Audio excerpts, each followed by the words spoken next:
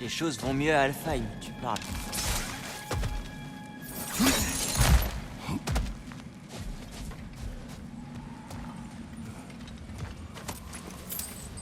Oh. Fimbulvetter n'épargne pas Alfheim. Non. Les tempêtes couraient les déserts d'Alfheim bien avant Fimbulvetter.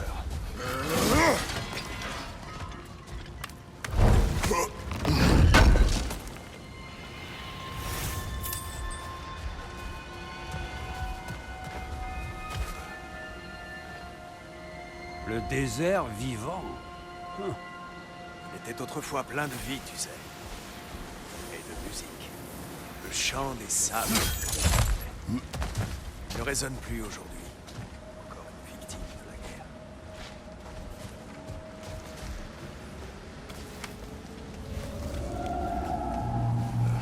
Attendez. J'entends quelque chose. Une chose énorme. Et qui souffre. Qu'est-ce que tu entends? On dirait un animal. Mais qui peut vivre dans une tempête pareille? Il y a de nombreuses grottes sous le désert. Ce n'est pas exactement le grand luxe, mais les elfes noirs s'en accommodent.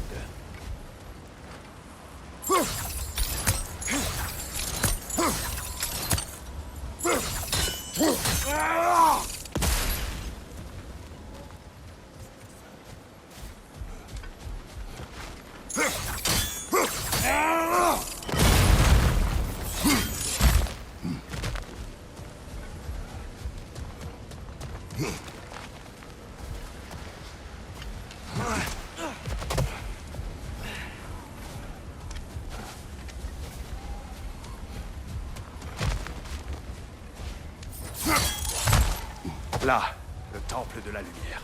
La fresque de Groa est en haut.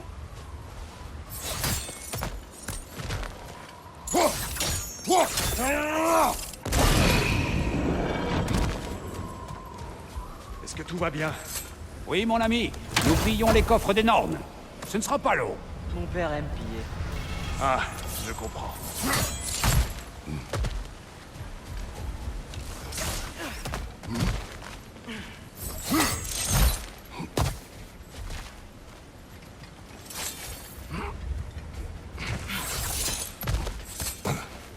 Frayeur n'est jamais revenu à Alfheim, n'est-ce pas, Mimir? Non, tu as raison. Le sort de son propre royaume devait passer avant tout le reste. Pardon. Le frère de Freya? Oui. Mais fait d'une toute autre étoffe.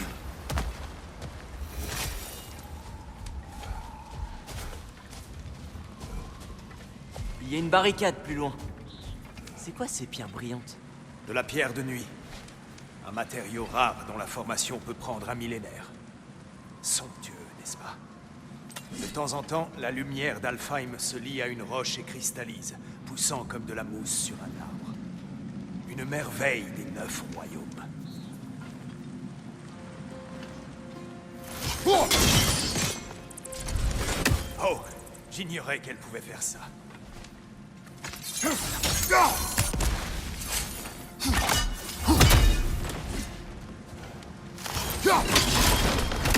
Oh! Très malin.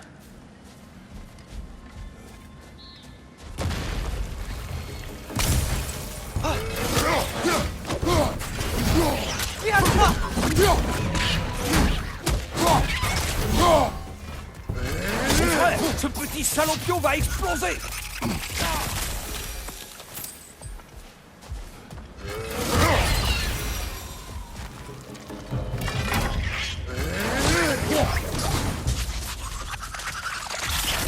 Qu'est-il arrivé à Kvasir? Étripé par son public. Enfin, un membre de son public. Plus exactement, Thor.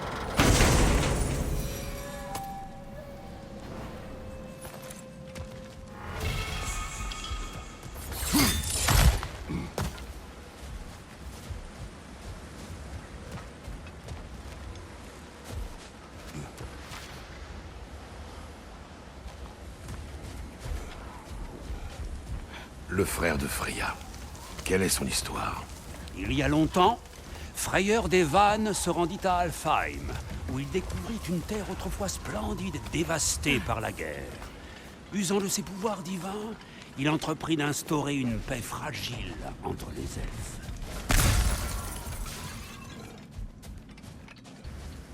As-tu mentionné que cette paix fut rompue dès qu'il fut parti? J'allais y arriver. Vous entendez? Oh non.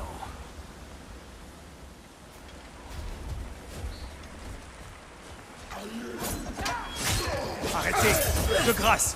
Vous n'avez pas à faire ça! On ne vous veut aucun mal! Nous n'avons pas le choix.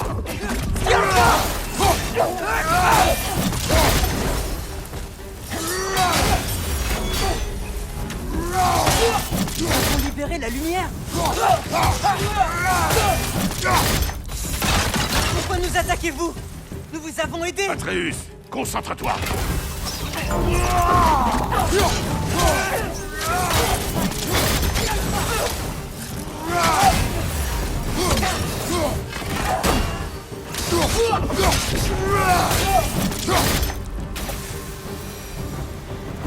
C'est regrettable. C'est eux qui nous ont attaqués! D'autres souffront à l'intérieur. N'y a-t-il pas d'autres moyens? Ce n'est pas comme s'ils nous laissaient le choix. C'est ce qu'a dit ton père. Vous devez me trouver bien naïf. Non, seulement optimiste, vieil ami.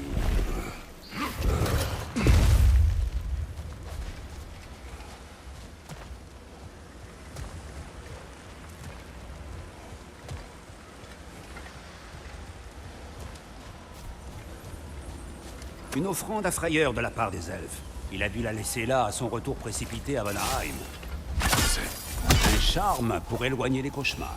Ceux de Frayeur dans le cas présent. Connaissant les elfes, nous en trouverons certainement d'autres.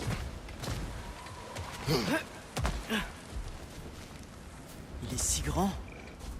On était arrivé d'en haut l'autre fois. J'ignorais qu'il y avait tout ça en bas. C'est une ancienne porte, construite pour soutenir l'entente entre les elfes. Mais elle semble close depuis un moment. Comment peut-on entrer?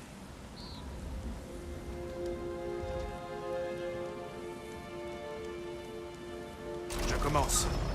Atreus, dis-moi quand je suis à la moitié. Donc, que se passe-t-il en fait?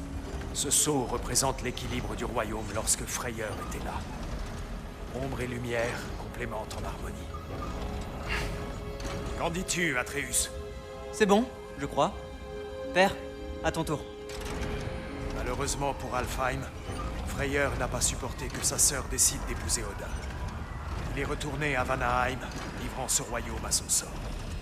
À sa décharge, les As lui ont mis le feu cette fois-là. La porte aurait dû s'ouvrir. Est-elle bien équilibrée? Oui, mais pas le royaume. Plus maintenant. Père, essaie dans l'autre sens. Oui, oui, et tire. Continue à pousser.